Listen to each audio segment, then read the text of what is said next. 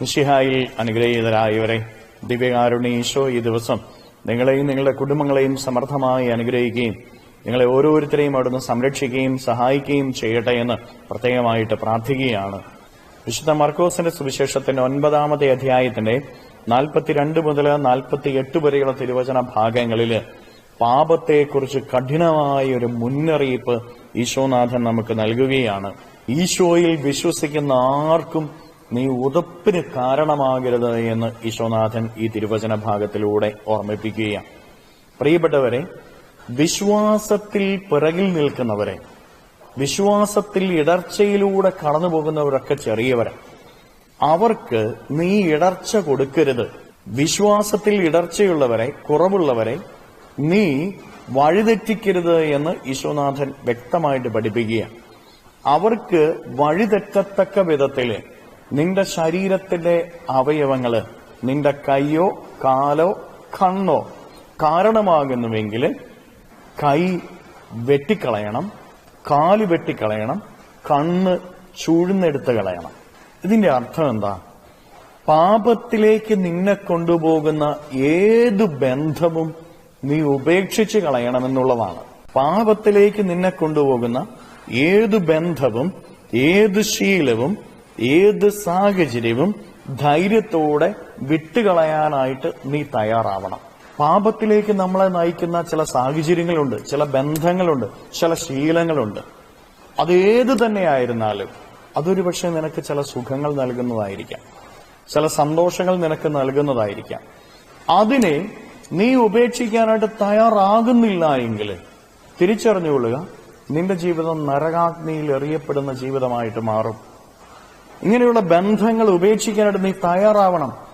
തെറ്റിനെ തെറ്റായിട്ട് തന്നെ കരുതണം. തെറ്റിനെ തെറ്റെന്ന് പറയാനായിട്ടുള്ള ആത്മശക്തി നിനക്കുണ്ടാകണം. പ്രിയപ്പെട്ടവരെ, നിന്റെ ചില സുഖങ്ങൾക്ക് വേണ്ടിയിട്ട്, നിന്റെ സ്വാർത്ഥപരമായ താല്പര്യങ്ങൾക്ക് വേണ്ടിയിട്ട് തെറ്റിനെ മറച്ചു വെച്ചുകൊണ്ട് തെറ്റ് ചെയ്യുന്നവരുടെ നീ കൂടിയാല്, നീ എത്രമാത്രം പുണ്യങ്ങൾ ചെയ്താലും, നിന്റെ ജീവിതത്തിൽ നീ ഏതെല്ലാം കാര്യങ്ങൾ ചെയ്താലും നിന്റെ ജീവിതം ദൈവസന്നിധിയിൽ വിലയുള്ള ജീവിതമാവുകയില്ല എന്ന് നീ തിരിച്ചറിയണം. തെറ്റായ ബന്ധങ്ങളും തെറ്റായ ശീലങ്ങളും തെറ്റായ സാഹചര്യങ്ങളും നിന്റെ ജീവിതത്തിൽ നീ ഉപേക്ഷിച്ച് കളഞ്ഞില്ല എങ്കിൽ പ്രിയപ്പെട്ടവനെ, നരകാഗ്നിയിൽ നീ എറിയപ്പെടും. നീ എന്തെല്ലാം പുണ്യങ്ങൾ ഈ ഭൂമിയിൽ ചെയ്തു എന്ന് പറഞ്ഞാലും. അതുപോലെ തന്നെ സ്വർഗരാജ്യത്തിന് വില നൽകണം. ഭൂമിയിലെ ക്ഷണികമായ സുഖങ്ങൾക്കോ ഭൂമിയിലെ ക്ഷണികമായിട്ടുള്ള ഉയർച്ചകൾക്കോ അല്ല നീ സ്ഥാനം കൊടുക്കേണ്ടത്. സ്വർഗത്തിന് സ്ഥാനം കൊടുത്ത് ജീവിക്കാനായിട്ട് നിനക്ക് സാധിക്കണം. സ്വർഗരാജ്യത്തിന് വേണ്ടി ഈ ഭൂമിയിൽ ജീവിക്കുക. ദൈവം നിന്നെ അനുഗ്രഹിക്കും. കരങ്ങളെ യാചനയോടെ പിടിച്ച് തെറ്റിലേക്ക് നയിക്കുന്ന പാപകരമായ ബന്ധങ്ങള്, ശീലങ്ങള്, സാഹചര്യങ്ങള് ഉപേക്ഷിക്കാനുള്ള കൃപ നൽകണമേ എന്ന് അപേക്ഷിച്ച് ഈ ദിവസത്തിലെ എല്ലാ കാര്യങ്ങളും ഈശോയ്ക്കോട് നമുക്ക് സ്തുതിക്കാം. ഹല്ലേലൂയ, നന്ദി. Hallelujah, hallelujah, hallelujah, hallelujah, hallelujah. കർത്താവായ ഈശോയെ, മക്കളെ ഓരോരുത്തരെയും സമർപ്പിക്കുന്നു. ഇവരെ ഓരോരുത്തരെയും അനുഗ്രഹിക്കുകയും ആശീർവദിക്കുകയും ചെയ്യണമേ. ഇവരുടെ ജീവിതങ്ങളിലേക്ക്, ഇവരുടെ അധ്വാനങ്ങളിലേക്ക് അങ്ങ് ഇറങ്ങിച്ചെല്ലണമേ. ഇവരെ ഓരോരുത്തരെയും സംരക്ഷിക്കണമേ. ഈശോയെ, പാപബന്ധങ്ങളും ശീലങ്ങളും സാഹചര്യങ്ങളും ഉപേക്ഷിക്കാനുള്ള കൃപ ഇവർക്ക് നൽകണമേ.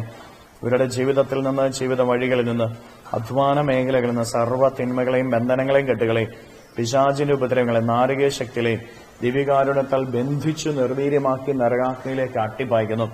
എല്ലാ കെട്ടുകളും ഇവരുടെ ജീവിതത്തിൽ നിന്ന് അഴിയട്ടെ എന്ന് കൽപ്പിക്കുന്നു. Hallelujah, hallelujah, hallelujah. നിത്യം പിതാവും പുത്രനും പരിശുദ്ധാത്മാവുമായ സർവേശ്വരായ എന്നേക്കും ആമേൻ.